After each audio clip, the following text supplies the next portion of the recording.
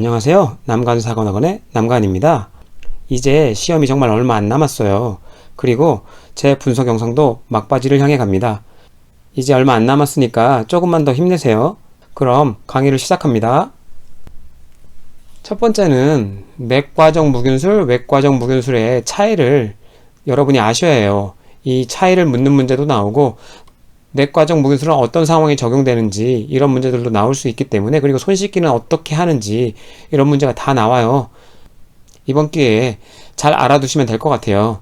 내과적 무균술의 목적은 병원성 세균을 감소시키거나 전파를 방지하는 데 목적이 있어요. 깨끗하지만 무균은 아니라는 얘기예요. 그래서 깨끗하게 손을 씻어서 전파를 방지하는 데 그 목적이 있다 기억해 두시면 될 것 같고요. 내과적 무균술이 요구되는 경우는 뭐냐? 비위관 삽입, 직장 튜브 삽입, 관장액 주입, 배액관 비우기, 장루 교환, 기점적 투여. 이렇게 보시면 뭔가 공통점이 보입니다. 쉽게 외우실 수 있게 공통점이 뭐냐? 침습적 처치가 아니라는 거예요. 침습이 필요하지 않은 처치예요. 특히나 대부분 소화기계잖아요. 소화기계. 소화기계는 여러분 무균일 필요가 없습니다. 여러분이 먹는 음식이나 이런 것들이 무균이 아니잖아요. 그렇기 때문에 무균이지 않아도 괜찮기 때문에 내과적 무균술로도 충분하다는 거죠. 그 외에 격리, 일반 격리든 보호격리든 내과적 무균술이면 충분하다는 거예요. 보호격리는 화상이나 백혈병, 이식 환자 등의 감염에 취약한 경우에 역격리를 하는 거잖아요. 일반 격리는 다른 사람에게 감염을 예방하기 위한 거고, 역격리는 본인이 감염에 취약하기 때문에 본인 감염을 예방하기 위해서 양압을 트는 거죠. 그러면 일반 격리는 당연히 음압을 트는 거죠. 실내 공기가 밖으로 못 나가도록. 이전 영상에 설명해 드렸으니까 궁금하신 분은 찾아보시면 될 것 같고요. 내과적 손 씻기는 어떻게 하느냐 그럼? 손끝이 항상 아래로 가도록. 의학 드라마나 영화를 보면 항상 외과 의사는 손을 이렇게 들고 있잖아요. 양쪽을 이렇게 들고 있어요. 요거는 외과적 손 씻기예요. 그러니까 내과적 손 씻기는 반대이기 때문에 손끝이 항상 아래로 가도록 물과 비누를 사용하여 꼼꼼히 마찰력을 주어서 씻어야 돼요. 깨끗하게 씻으란 얘기죠. 최소 30초에서 1분 이내. 어떤 책은 2, 3분을 얘기하는 책들도 있어요. 이에 반해 외과적 손 씻기는 훨씬 더 오래 걸리죠. 5분 이상, 어떤 책들은 10분 이상을 얘기하는 책들도 있어요. 그래서 5분 이상 오랜 시간이 소요되는 게 외과적 무균술, 그 이하로 짧게 걸리는 게 내과적 무균술, 이렇게 구분하시면 될 것 같아요. 그럼 언제 하느냐? 환자 접촉 전후, 오염된 기구에 닿거나 식사하기 전, 기록이나 투약 전. 그걸 한마디로 요약하면 간호 업무의 시작과 끝에 모두 실시한다. 이렇게 기억하시면 조금이나마 쉽게 기억하실 수 있을 거예요. 그럼 외과적 무균술의 목적은 뭐냐? 병원성 균뿐만 아니라 모든 미생물을 완전히 없애기 위한 거예요. 그렇게 무균적으로 모든 균을 없애는 상황에서 처치를 하기 위함이죠. 그러니까 멸균 영역 내 모든 물품들은 무균적이어야 된다는 거죠. 그래서 전부 무균. 그게 외과적 무균술입니다. 그러면 오염으로 간주하는 경우는 어떤 상황이냐? 이런 문제도 시험에 간간히 나올 수 있으니까 좀 보시면 될 것 같아요. 멸균 물품이 시야에서 벗어나면 오염으로 간주하는 거예요. 시야에서 벗어나면.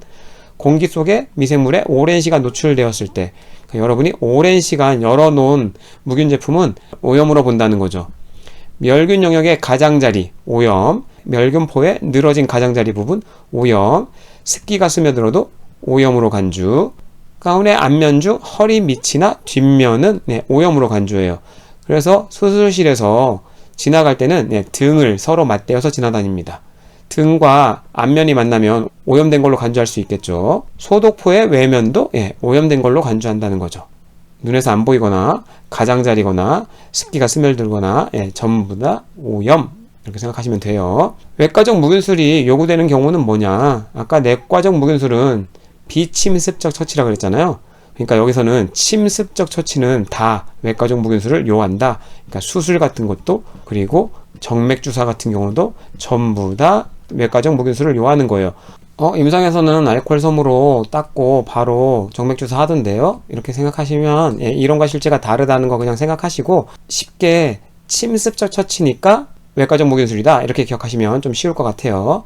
요추천자도 당연히 침습적 처치니까 외과적 무균술이고 도뇨관 삽입하는 경우도 외과적 무균술이에요. 왜? 방광안은 무균이거든요. 그렇기 때문에 삽입하다가 균이나 이런 게 침입하게 되면 요도염이나 방광염을 처리할 수 있기 때문에 무균적으로 처치하는 게 맞습니다. 그래서 주사약 준비 과정, 정맥 주사잖아요. 그러니까 당연히 무균, 수술, 당연하죠. 침수적 처치니까. 개방 창상도 열려있는 창상이니까 당연히 침수적 처치로 들어갈 수 있으니까 외과적 무균으로 이렇게 하나로 묶으시면 돼요. 침수적 처치는 외과적 무균술. 그러면 외과적 손 씻기는 어떻게 하느냐? 앞에서 말씀드렸죠. 손이 항상 위로 가야 되니까 팔꿈치가 항상 아래로 가도록 5분이나 어떤 책은 10분이라고 하는 책도 있어요. 10분 이상 손 소독대로 완전히 깨끗하게 씻어야 돼요. 손에도 균이 없도록 팔목에서 팔꿈치 방향으로, 그러니까 깨끗한 데서 덜 깨끗한 방향으로 씻는 거죠. 팔꿈치 위까지 닦은 후 흐르는 물로 헹구고 당연히 멸균 타월로 무균유하기 때문에 멸균 타월로 닦습니다. 손 씻은 후에는 가슴 이하로 내리면 안 돼요. 그래서 손을 위로 해서 항상 들고 있는 거죠. 심폐소생술 문제는 항상 잘 나오는 문제인데 이번에는 영아의 심폐소생술이 나왔더라고요. 성인의 심폐소생술과 영아의 심폐소생술은 조금 다른 부분이 있어요. 의식은 확인할 때도 좀 다른데 성인은 어깨를 두드리거나 해서 의식을 확인하지만 영아의 경우에는 발바닥을 때려서 확인합니다. 머리가 크기 때문에 어깨를 치거나 그러면 머리가 흔들려서 손상되는 경우가 있을 수 있어서 영아의 경우에는 발바닥을 때려서 확인한다. 그리고 반응이 없으면 주변 사람에게 119 호출을 시키고 자동심장 충격기를 가지고 오도록 하는 거죠. 만약에 아무도 없다면 혼자인 경우에는 1분간 심폐소생술을 먼저 시행하는 거죠. 최소한의 처치를 한 이후에 응급기관에 연락을 한다. 심장 압박 방법도 조금은 달라요. 성인의 경우는 두 손을 깍지를 끼고 두 손으로 압박을 하는데 영아의 경우에는 아직 뼈가 그렇게 단단하지도 않고 해서 검지와 중지 두 손가락으로만 모은 다음에 첫마디 부위까지 흉골 부위에 접촉시키고 요도 있는 선의 정중앙부에 3, 4cm 정도 압박한다는 거죠. 성인의 경우에는 5cm 이상을 압박을 하고 영아는 3, 4cm만 압박을 한다고 합니다. 소아의 경우에는 두 손이 아니라 한 손으로만 흉골 하부 2분의 1 부위 성인이랑 같죠. 4, 5cm 깊이로 압박을 한다고 해요. 같이 알아두시면 좋을 것 같아서 준비해봤습니다. 속도는 똑같아요. 분당 120회의 속도로 적용하고 빠르게 30회를 먼저 압박해 줍니다. 그 이후 인공호흡을 해야 하기 때문에 기도를 열어줘야 돼요. 기도를 여는 방법의 첫 번째는 하악, 거상, 후두, 굴곡이죠. 이렇게 해서 보통 기도를 개방하는 방법이 있고 경추 손상 환자의 경우에는 이렇게 하면 경추가 손상될 수 있으니까 하악 견인법을 쓰죠. 하악을 당겨요. 하악만 앞쪽으로 당겨주면 기도가 열려서 그 상태에서 인공호흡을 하게 되고요. 영아의 경우에는 이 방법을 쓰긴 하는데 너무 많이 뒤로 젖혀지면 위험할 수 있어서 턱만 살짝 들어 올리면서 코와 귀가 지면과 수직이 되도록 그 형태를 만들고 인공호흡을 진행하면 돼요. 호흡을 주는 방법은 1초간 구조호흡을 하고 2회 시행한다는 거죠. 2회. 그래서 30대 2가 됩니다. 근데 둘 다 의료인일 때는 15대 2예요. 둘 다 의료인일 때는. 그래서 두 가지 다 알고 계셔야 됩니다. 30대 2, 둘 다 의료인일 땐 15대 2. 영아의 경우에는 입과 코가 가까워서 입과 코를 입으로 막은 후에 호흡을 하는 거죠. 호흡을 해주면 되고요. 소아의 경우에는 어느 정도 컸기 때문에 성인과 같이 입 대 입으로 합니다. 가슴 압박과 인공호흡은 말씀드린 대로 30대 2 그대로 계속 구급대원이 도착하기 전까지 계속 유지해 줘야 되는 거죠. 멸균법도 항상 자주 출제되는 기출문제죠. 그 중에서도 제일 잘 나오는 게 고압증기 멸균법이에요. 꼭 기억하셔야 됩니다. 고압증기 멸균은 이름 그대로 증기의 습열로 아포를 포함한 모든 미생물을 사멸하는 거예요. 거기에 고온이 들어가는 거죠. 고온의 증기, 습열로 모든 아포를 사멸하는 거. 그래서 온도는 120도에서 20분에서 30분 정도 되고요.